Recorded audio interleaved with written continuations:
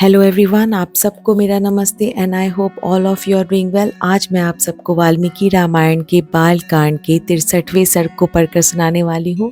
पिछले सर्ग में हमने जाना कि कैसे विश्वामित्र सुनाशेप के प्राण की रक्षा करते हैं और उसके बाद फिर वो पुष्कर तीर्थ में पुनः 1000 वर्ष तक तीव्र तपस्या करते हैं।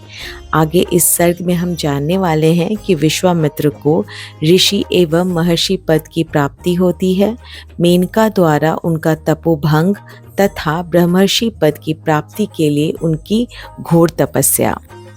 शतानंद जी कहते हैं, श्री राम जब 1000 वर्ष पूरे हो गए तब उन्होंने व्रत की समाप्ति का स्नान किया।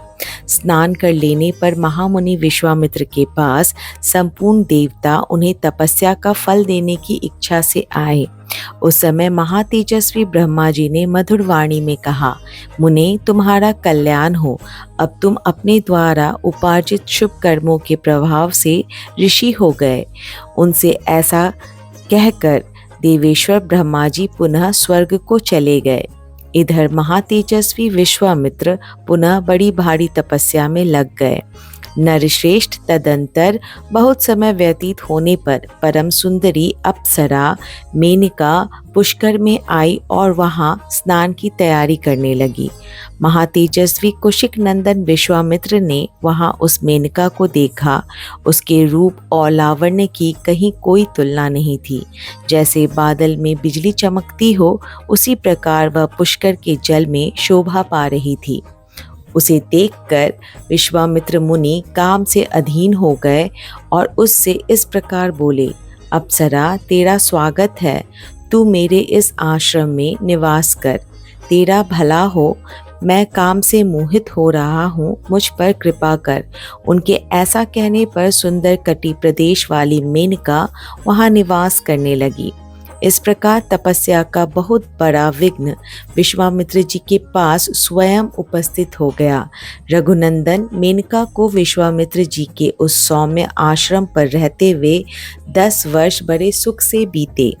इतना समय बीत जाने पर महामुनि विश्वामित्र लज्जित से हो गए, चिंता और शोक में डूब गए।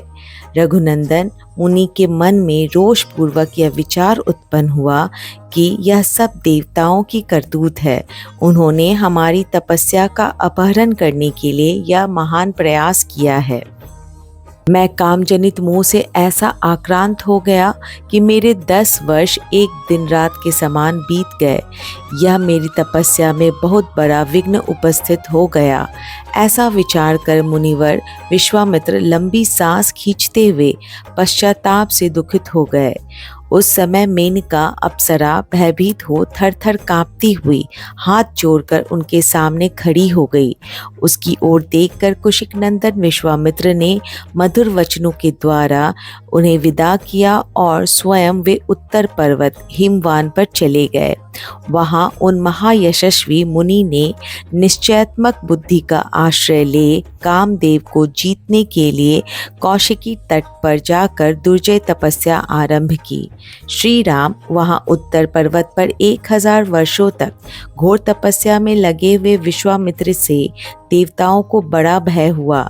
सब देवता और ऋषि परस्पर मिलकर सलाह करने लगे, ये कुशिक नंदन विश्वामित्र महर्षि की पदवी प्राप्त करें, यही इनके लिए उत्तम बात होगी।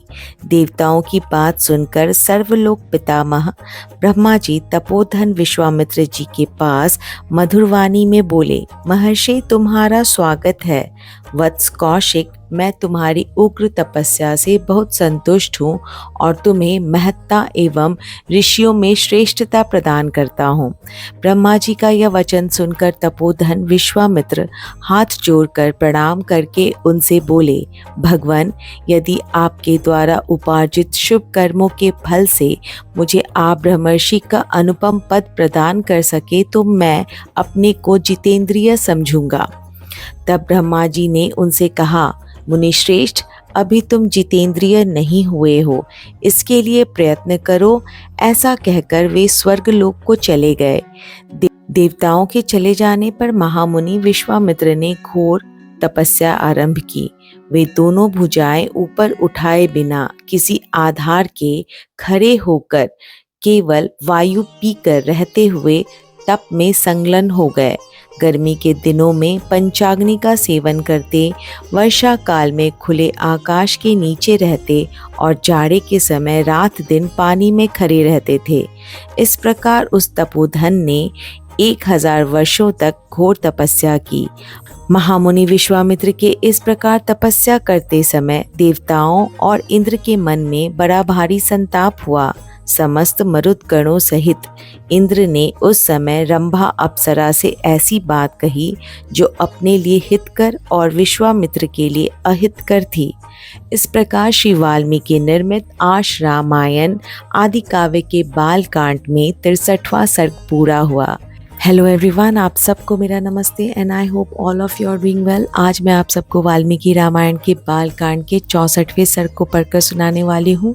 पिछले सर्ग में हमने मेनका और विश्वामित्र के प्रसंग के बारे में जाना और फिर जाना कि विश्वामित्र जी ब्रह्मर्षि पद प्राप्ति के लिए फिर से एक उग्र तपस्या करते हैं और इसी दौरान इंद्र अपने मरुदगणों सहित रंभा को विश्वामित्र जी की तपस्या भंग करने के लिए भेजते हैं। तो स्टार्ट करते हैं। विश्वामित्र का रंभा को शाप देकर पुनः घोर तपस्या के लिए दीक्षा लेना। इंद्र बोले, रंभे, देवताओं का एक बहुत बड़ा कार्य उपस्थित हुआ है, इसे तुम्हें ही पूरा करना है। तू महर्षि विश्वामित्र को इस प्रकार लुभा जिससे वे काम और मोह से वशीभूत हो जाएं। श्री राम बुद्धिमान इंद्र के ऐसा कहने पर वह अप्सरा लज्जित हो हाथ जोड़कर देवेश्वर इंद्र से बोली, सुरपते, ये महामुनि विश्वामित्र बड़े भयंकर हैं। देव, इसमें संदेह नहीं है कि मुझ पर भयानक क्रोध का प्रयोग करेंगे। अतः देवेश्वर, मुझे उनसे बड़ा डर लगता है, आप मुझ पर कृपा करें। श्री राम डरी हुई रंभा के इस प्रकार भयपूर्वक कहने पर सहस्र नेत्रधारी इंद्र हाथ जोड़कर खड़ी और थरथर कांपती हुई रंभा से इस प्रकार बोले, रंभे, तू भय ना कर, तेरा भला हो, तू मेरी आज्ञा मान ले। वैशाख मास में जब ये प्रत्येक वृक्ष नव पल्लवों से परम सुंदर शोभा धारण कर लेता है, अपनी मधुर काकली से सबके हृदय को खींचने वाली कोकिल और कामदेव के साथ मैं भी तेरे पास रहूंगा। भद्रे, तू अपने परम कांतिमान रूप को हाव भाव आदि विविध गुणों से संपन्न करके उसके द्वारा विश्वामित्र की तपस्या को विचलित कर दे। देवराज का यह वचन सुनकर उस मधुर मुस्कान वाली सुंदरी अप्सरा ने परम उत्तम रूप बनाकर विश्वामित्र को लुभाना आरंभ किया। विश्वामित्र ने मीठी बोली बोलने वाली कोकिल की मधुर काकली सुनी। उन्होंने प्रसन्नचित होकर जब उस ओर दृष्टिपात किया तो सामने रंभा खड़ी दिखाई दी। कोकिल के कलरव, रंभा के अनुपम गीत और अप्रत्याशित दर्शन से मुनि को संदेह हो गया। देवराज का सारा कुचक्र उनकी समझ में आ गया। फिर तो मुनिवर विश्वामित्र ने क्रोध में भरकर रंभा को शाप देते हुए कहा, दुर्भागे रंभे, मैं काम और क्रोध पर विजय पाना चाहता हूँ, तू आकर मुझे लुभाती है। अतः इस अपराध के कारण तू 10,000 वर्षों तक पत्थर की प्रतिमा बनकर खड़ी रहेगी। रंभे, शाप का समय पूरा हो जाने के बाद एक महान तेजस्वी और तपोबल संपन्न ब्राह्मण ब्रह्मा जी के पुत्र वशिष्ठ मेरे क्रोध से कलुषित तेरा उद्धार करेंगे। ऐसा कहकर महातेजस्वी महामुनि विश्वामित्र अपना क्रोध न रोक सकने के कारण मनीमन संतप्त हो गए। मुनि के उस महाशाप से रंभा तत्काल पत्थर की प्रतिमा बन गई। महर्षि का वह शाप युक्त वचन सुनकर गंधर्व और इंद्र वहां से खिसक गए। श्री राम क्रोध से तपस्या का क्षय हो गया और इंद्रियां अभी तक काबू में ना आ सकी, यह विचार कर महातेजस्वी मुनि के चित्त को शांति नहीं मिलती थी। तपस्या का अपहरण हो जाने पर उनके मन में यह विचार उत्पन्न हुआ कि अब से ना तो क्रोध करूंगा और ना किसी भी अवस्था में मुंह से कुछ बोलूंगा। अथवा 100 वर्षों तक मैं श्वास भी नहीं लूंगा। इंद्रियों को जीतकर इस शरीर को सुखा डालूंगा।